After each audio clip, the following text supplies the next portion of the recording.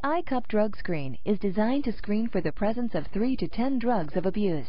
Most versions of the iCup contain an integrated specimen validity test, or SVT strip. In this video, you will be shown how to administer, interpret, and if necessary, package a non-negative test result for confirmation testing. Let's begin. Step 1. Collection. To begin the collection process, verify the expiration date printed on the pouch and open in front of the donor just before use.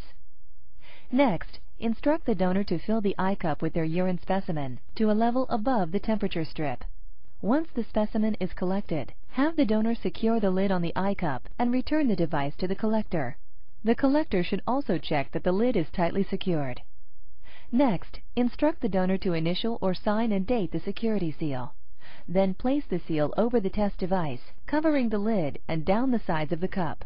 Make sure donor and collector remain inside of the specimen until the security seal is in place. Step 2. Validity check. When verifying the validity of a specimen, check both the temperature of the specimen and the indicators on the SVT strip.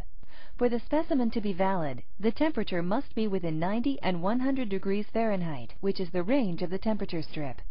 The SVT strip checks for oxidants, specific gravity, and pH. To view this strip, remove the smaller of the two labels on the front of the iCup. Using the color chart provided in your box, compare the SVT strip to the color matrix on the chart.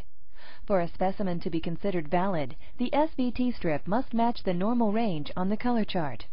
If any of the readings appear abnormal, the specimen is invalid and an additional specimen must be collected in a new iCup device. Step 3. Interpreting the results. To interpret the test results, peel back the larger label on the front of the iCup. The test results are interpreted by viewing the lines in the test results windows. Negative results may be interpreted as soon as all lines are visible. Non-negative results should only be interpreted at 5 minutes. Here is an example of a negative iCup result. Notice the presence of a line next to the C or control areas in all of the result windows. This indicates that the test is valid. Now observe the lines next to the T or number lines. A line next to a T or number indicates a negative result for that particular drug with the corresponding drug abbreviation below. Some iCup devices test for multiple drugs and are interpreted by matching the number in the result window with the corresponding numbered drug abbreviation. In this picture, there is a line next to every T and number line.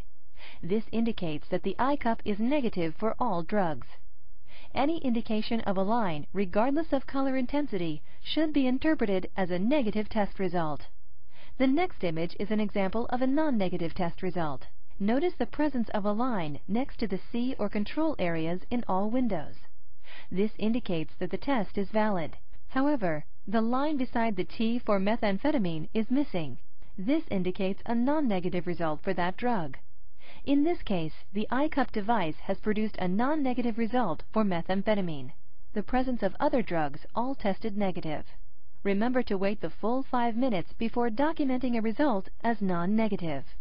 The last image is an example of an invalid test result, as indicated by the absence of a control line.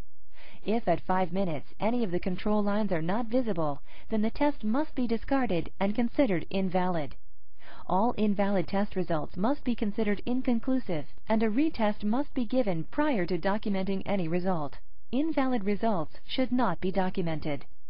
Step 4. Recording result. Each box of iCup devices comes with a photocopy template. To use the template for recording results, place the copy template face down on the scanner bed of the copy machine.